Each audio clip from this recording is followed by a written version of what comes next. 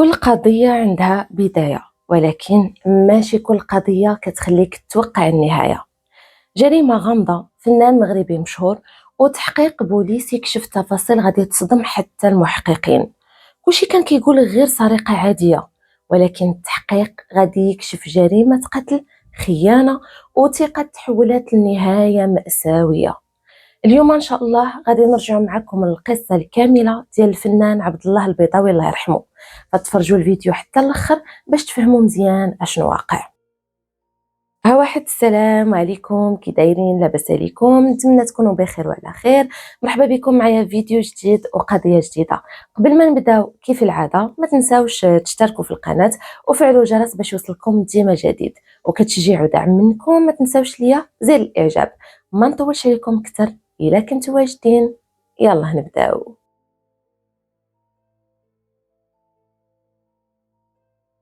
ايوا سيادنا، القضيه ديالنا ديال اليوم غادي تاخذنا لمدينه المحمديه عند واحد السيد سميتو عبد الله.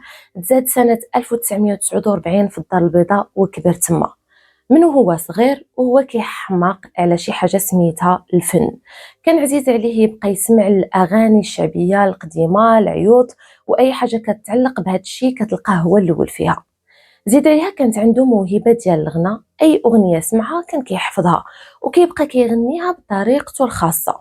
ومن صغره هو مولوع بهذا المجال وعنده موهبه اللي كبيره بزاف. فاش عبد الله وصل للعشرينات من عمره بدا كيحاول يسقل الموهبه ديالو، ينميها ويطور منها. داكشي باش بقى كيقلب على شي فرصه اولا اي حاجه اللي غادي تخليه يدخل مع شي فرقه ويبقى يتدرب ويغني معهم. ولحسن الحظ ديالو غادي يتعرف واحد النهار على واحد الفنان كبير واللي كان متخصص في العيطه، واللي كانت سميتو بوشعيب البيضاوي. خداه معاه ودخلوا الفرقه ديالو وبدا كيخدم معاهم كيغني معاهم وشرب الحرفه بمعنى الكلمه. وهاد البدايه هذه كانت موفقه بمعنى الكلمه في المسيره الفنيه ديالو، حيث بها غادي يدير واحد التنقيزه وواحد التحول كبير في هذا المجال اللي كان فيه. عام 1985 غادي يدخل رسميا للفرقه ديال الفنان بوشعيب البيضاوي، وغادي يولي عضو فيها. بداو النجاحات ديالو كيبانوا عليه، الصوت ديالو تحسن وشد الحرفه مزيان، وغادي يولي كيأدي هذوك العيوط بواحد الطريقه اللي جميله بزاف. وكلشي كان كيشهد ليه بهذا الشيء هذا، وبدا كيتعرف به بين الناس. بدا كيخدم حتى هو في الحفلات العراسات، وعاش مع هذه الفرقه هذه احسن نجاحاتها واحسن وقيتها قبل ما يمشي لفرقة أخرى واللي كانت سميتها الماريشال كيبو. وهنا فين زاد العطاء ديالو والنجاح ديالو فيها. داروا بزاف ديال البلدان ولاو كيخرجوا اولا كيسافروا على برا باش يحيوا السهرات للجاليه المغربيه.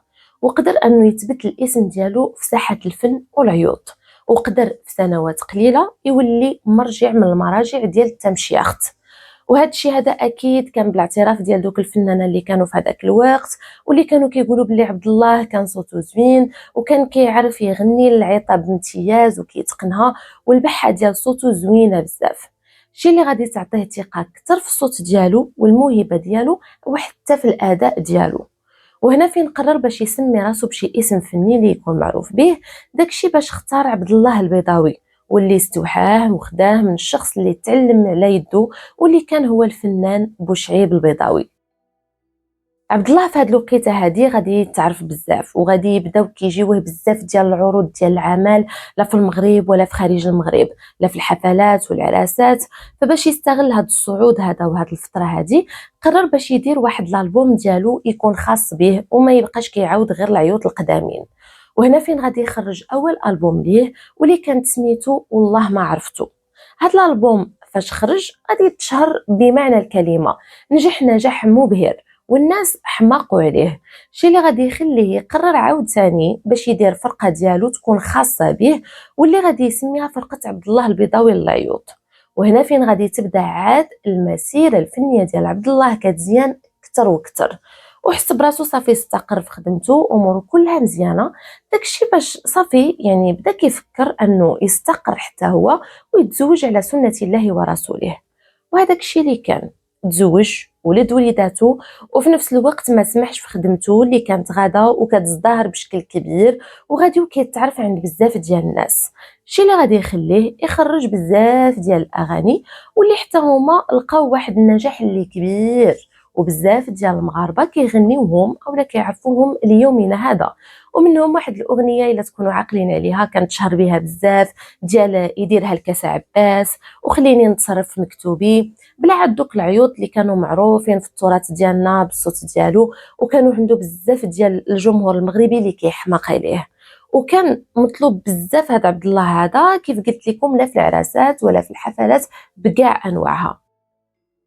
وسط هذا النجاح هذا الكبير عبد الله الله يرحمه غادي يقرر باش يمشي لفرنسا ويستقر فيها، وبالضبط في باري، وتما فين ولاو كيجيوه عروض العمل كتر وكتر، والنجاح ديالو غير ما غادي يزيد. خدم في اكبر الملاهي في باري وكلشي كان كيعرفو كيجيو على قبلو، دار اوروبا كامله بالحفلات والسهرات ديالو، وكلشي كان كيعرفو كي الكبير كي الصغير في هذيك الوقيته. وحتى المستوى المادي ديالو تحسن بزاف لواحد الدرجه ما تصوروهاش. الشيء اللي غادي يخليه يجيب مراته ووليداتو باش يكملوا قرايتهم في فرنسا نيت ويستقروا تما، حيت كيف قلت لكم الخدمه كانت عنده مزيانه تما ومدور الحركات ديال بصح، فما كانش عنده ربح نهائيا يرجع للمغرب. وغادي يبقى عبد الله في فرنسا واحد المده اللي طويله هو ووليداتو، الا انه علاقته بالمغرب عمرها ولا تقطعات. ديما كان كيجي كيتلاقى بصحابو اللي معاه في الفن، وكانت علاقته بهم زوينه بزاف، ولحد الان كيشهدوا ليه بالطيبه ديال الاخلاق ديالو والتعامل الزوين والتربيه الحسنه. كان متواضع مع الناس كاملين، كيبغي كلشي اجتماعي وضحوكي، المهم كان جامع كلشي. غادي تبقى الحياه ديال عبد الله غاديه على هذا المنوال هذا حتى كبروا وليداتو اللي كانوا بتسعود بهم، 5 ديال البنات و4 ديال الدراري، كاملين بهم قراهم مزيان وكاملين كملوا حياتهم تما في فرنسا، والامور ديالهم كانت غادا مزيانه وعاديه. وفاش صافي بدا عبد الله كيحس براسو كيكبر في العمر وكون واحد الثروه، صافي هي وقرر باش يدخل لبلادو ويستقر فيها. وهذاك الشيء اللي كان قد اموره كاملين في فرنسا وجمع حوايجو ودخل المغرب، خدا واحد الفيلا في المحمديه واستقر فيها. وحيت كان الفن والعيوط كيجريو ليه في الدم، غادي يرجع تاني كيخدم في الحفلات والسهرات والعراسات وحتى في الملاهي الليليه دولوكس، ما سخاش يبعد او لا يعتزل. وغادي يبقى الحال على ما هو عليه حتى العام 2013 وبالضبط نهار 15 شهر 9. كان نهار عادي بالنسبه للعائله ديال عبد الله، مراته كانت غاديه لمدينه الدار البيضاء عند بنتها، وحتى هو نيت كانت عنده خدمه بالليل. وفي العشيه ديال هذا النهار هذا عبد الله غادي يصوني لمراته، سول فيها وسول في بنته واش وصلتي مزيان واش راكي مزيانه، قالت ليه شنو غادي دير اولا شنو البروغرام ديالك، قال لها راه عندي واحد الشو في واحد الملهى ليلي في كازا وغير غادي نسالي غادي نرجع للدار الناس. سالاو الهضره ديالهم، هي كملات نهارها عادي، والغد ليه رجعت لدارها للفيلا فين ساكنين في المحمديه. غير وصلت وحلت الباب، اول حاجه غادي تتفاجئ بها هي عبد الله كان طايح جثه هامده قدامها، ما عرفتش باش تبلات، ما فهماتو والو، بقات كتغوت وكتحاول تفيق فيه. الاكثريه انه ما كان كيهبط منه لا دم لا والو، وما عليه لا اثار ديال الضربي لا حتى شي حاجه، وكان ميت وشابع موت. المهم بقات كتغوت وكتدور في الدار ديالها بحال شي حمقى، مشات كتجري لبيت النعاس، بقات كتقلب ياك ما تكون تهزات من تما شي حاجه. وبالفعل فاش حلات البلاكار ديالها لقات ذهبها كامل ما كاينش، واللي كان بكميه اللي كبيره بزاف. قلبات في الجهه ديال الفلوس ما لقاتو والو، وصافي عرفات بان القضيه فيها ان، وهي تصوني مباشره للبوليس. غير جاوبوها قالت لهم راجلي دخل لقيتو ما كيتحركش ما عرفتش مالو، ومنين قلبت في الدار لقيت شحال من حاجه مسروقه ليا. البوليس غير سمعوا لهذا الشيء على وجه السرعه غادي ينتقلوا لعين المكان. غير وصلوا غادي يبداو في المعاينات ديالهم، واول حاجه لاحظوها واللي هي انه عبد الله كان واضحين عليه العلامات ديال الخنق، يعني اكيد توفى بفعل فاعل، يعني شي واحد قجو ولا خنقو بشي حاجه. وثاني حاجه لاحظوها واللي هي السرقه، الاكثريه فاش عطات لهم مرتو المقدار ديال الذهب اللي مشى ليها والمواصفات ديالو، واش خواتم سلاسل ولا مضمات، وحتى الفلوس اللي كانوا محطوطين تما. حاولوا ياخذوا البصمات من الفيلا واي حاجه تقدر تفيدهم في لغز هذه القضيه، والقضيه كانت غامضه بزاف. ما كان عند البوليس حتى شي خيط اللي غادي يقدروا يمشيو معاه باش يتوصلوا لشي معلومه اولا لشي حل. فاول حاجه داروها خرجوا على برا وحاولوا يسولوا كاع الناس اللي كيكونوا تما اولا اللي ساكنين تما وكاع لونطوغاج ديالو، ياك ما يكونوا شافوا شي واحد اخر مره ولا شافوا شي واحد دخل عنده، وبقاو كيحاولوا يجمعوا الماكسيموم ديال المعلومات. اما النص الاخر من المحققين فكانوا مع مراته لداخل كيستجوبوها ياك ما ياخذوا منها شي حاجه اللي غادي تقدر تفيدهم على شنو كان كيدير عبد الله راجلها في هاد الايامات قبل من الوفاه ديالو، واش قال ليها شي حاجه، واش شي واحد كان حالف فيه او لا شاكه في شي واحد، وزيد وزيد. هي قالت لهم انا اخر مره هضرت معاه كان صونا ليا البارح بالعشيه، سولني واش وصلت مزيان واش بنتي مزيانه، وقال لي بلي عنده الخدمه في الليل في واحد الملهى ليلي كاين في مدينه كازا، قال لي غادي يمشي يخدم ومن بعدها غادي يرجع للدار عادي. وهذا الشيء اللي عارفه وما عندي حتى شي حاجه اللي غادي نقدر نضيفها لكم اسيدي. المحققين اللي كانوا على برا كيسولوا الناس غادي يهضروا مع واحد العساس واللي قال لهم بلي عبد الله جا مع ديك جويه 3 ديال الليل في واحد الطاكسي اللي كانت كبيره هو وواحد الشخص اخر اللي كان باقي صغير. دخلوا للفيلا بقاو واحد المده ديال 3 ديال السوايع، ومن بعدها هذاك الشخص اللي دخل معاه غادي يخرج بوحديته وغادي يمشي في الطوموبيل ديال عبد الله. يعني هنا غادي يولي عندهم دابا واحد المشتبه به مجهول وما عارفين شكون هو. وباش يتاكدوا اكثر من هذه المعلومات غادي يمشيو نيشان لهذاك الملهى الليلي وسولوهم على عبد الله واش حضر هذيك الليله، واش كانت شي حاجه اللي تارت الانتباه ديالهم تما نيت. وبالفعل فاش تواصلوا مع هذاك الجيرون ديال هذيك البواط غادي ياكد لهم باللي عبد الله هذيك الليله جا وطلع غنى عادي فحال ديما، ومن بعدها خرج ومشى في واحد الطاكسي اللي كبير. سولوه واش كان معاه شي واحد ولا بوحديته، قال لهم كان معاه الشيفور ديالو اللي كيكون معاه ديما. هنا البوليس بدات كتوضح لهم الامور وولا عندهم واحد الباسيس ديال الامل انهم يفكوا اللغز ديال هذه القضيه، ومادام هم عرفوا شكون كان معاه يعني قادرين يوصلوا ليه. رجعوا سولوا هاد الجيرون هذا على السبب اللي خلى عبد الله يمشي في طاكسي كبيره وما يمشيش في طوموبيلته. جاوبهم وقال لهم بلي راه موالف كيدير هكا مره مره، كيجيب له طوموبيل ومنين كيكون غادي كيصوني الطاكسي اللي كتوصلو حتى لباب الدار. فهنا البوليس كيف قلت لكم غادي يولي عندهم مشتبه به اول اللي كيخصهم يقلبوا عليه ويجبدوه واخا من تحت الارض. واول حاجه داروها هي تواصلوا مع العائله ديال عبد الله باش ياخذوا معلومات اكثر على هذا السيد اللي خدام شيفور عنده. منين سولوا العائله ديالو قالوا لهم فعلا راه عنده واحد الشيفور اللي سميتو صلاح الدين وفي عمره 35 عام، مده طويله هذه وهو خدام معاه كيديه وكيجيبو وفوق ما احتاجو كان كيكون بجنبو.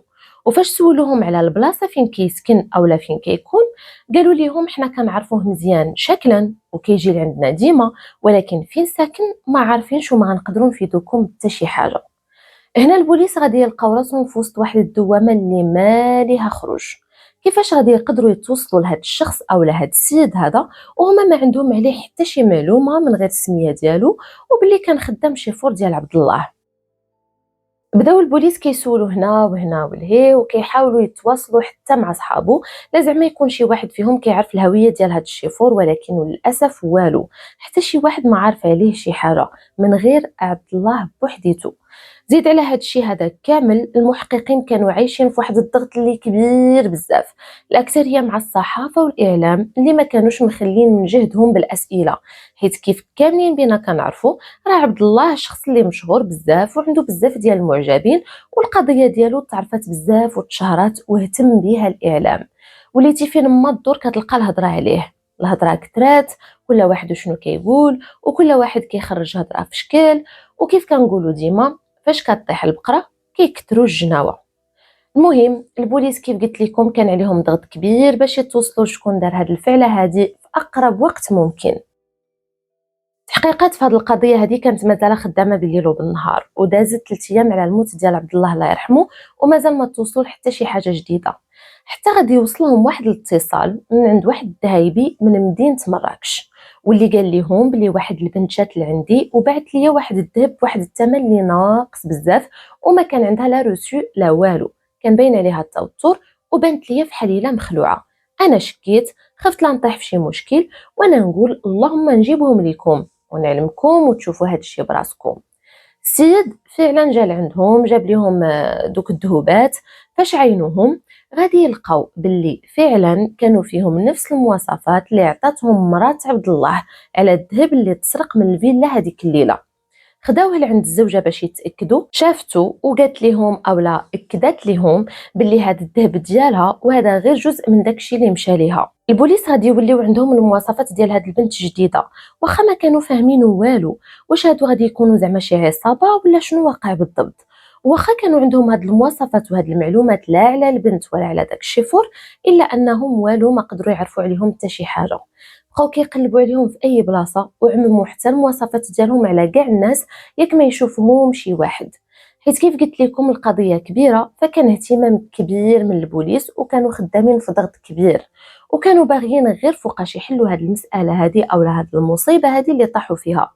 في نفس هذا النهار هذا واحد الدوريه ديال البوليس غادي يتمكنوا من انهم يشدوا جوج ديال الاشخاص اللي كانوا عندهم نفس المواصفات ديال دوك الجوج اللي كيقلبوا عليهم، اي البنت وداك الشيفور، نفس الملامح نفس الحوايج نفس الطول نفس كل شيء. مشاو جابوهم وبداو معهم مباشره في التحقيقات، وبالفعل غادي يتاكدوا بلي هذاك الشخص اللي شدوه البوليس كان هو صلاح الدين والعاشقه ديالو، واللي هي اللي كانت مشات وباعت الذهب في مدينه مراكش. تأكدوا بعدا من الهوية ديالهم وخداوهم باش يستجوبوهم. فهاد الوقيته هادي كانت خرجت الاخت ديال هاد صلاح الدين للاعلام وعاودت داكشي اللي كان عاودوا ليهم خوها في هذيك الليله ديال الحادثه، وقالت لهم بلي الاخ ديالها صلاح الدين كان خدام عند الفنان عبد الله البيضاوي شيفور، واللي كان كيديه وكيجيبوه كيمشي معاه فين ما مشى باش يقضي ليه الاغراض ديالو. وفي هاد الليله عبد الله كان شرب بزاف وخداه ووصلوه حتى للدار، وفاش وصلوا حاول يتحرش به وطلب منه يمارس معاه الشذوذ.